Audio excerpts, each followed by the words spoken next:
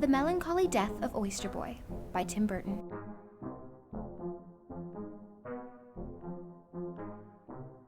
He proposed in the dunes, they were wed by the sea. Their 9-day-long honeymoon was on the Isle of Capri.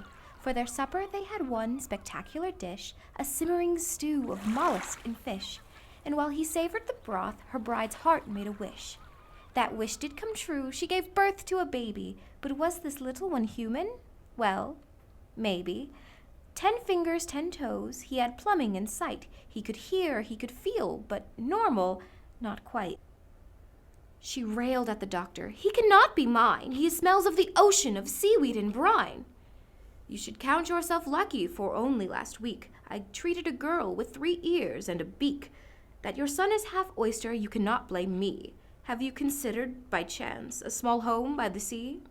Not knowing what to name him, they just called him Sam, or sometimes that thing that looks like a clam. Everyone wondered, but no one could tell. When would young Oyster Boy come out of his shell? When the Thompson quadruplets espied him one day, they called him a bivalve and ran quickly away. One spring afternoon, Sam was left in the rain at the southwestern corner of Seaview in Maine. He watched the rainwater as it swirled down the drain. His mom on the freeway in the breakdown lane was pounding the dashboard she could not contain, the ever-rising grief, frustration, and pain. "Really, sweetheart," she said, "I don't mean to make fun, but something smells fishy and I think it's our son. I don't like to say this, but it must be said. You're blaming our son for your problems in bed." He tried salves, he tried ointments that turned everything red. He tried potions and lotions and tinctures of lead. He ached and he itched and he twitched and he bled. The doctor diagnosed. I can't be quite sure, but the cause of the problem may also be the cure. They say oysters improve your sexual powers. Perhaps eating your son could help you do it for hours.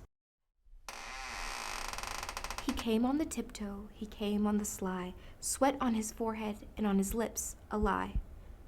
"Son, are you happy? I don't mean to pry, but have you dreamed of heaven? Have you wanted to die?" Sam blinked his eyes twice, but made no reply. Dad fingered his knife and loosened his tie.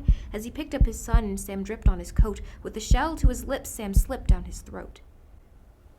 They buried him quickly in the sand by the sea, sighed a prayer, wept a tear, and were back home by 3. A cross of gray driftwood marked Oyster Boy's grave. Words written, the sand said that Jesus would save, but his memory was lost with one high tide wave. Back home safe in bed, he kissed her and said, "Let's give it a whirl. But this time," she whispered, "we'll wish for a girl."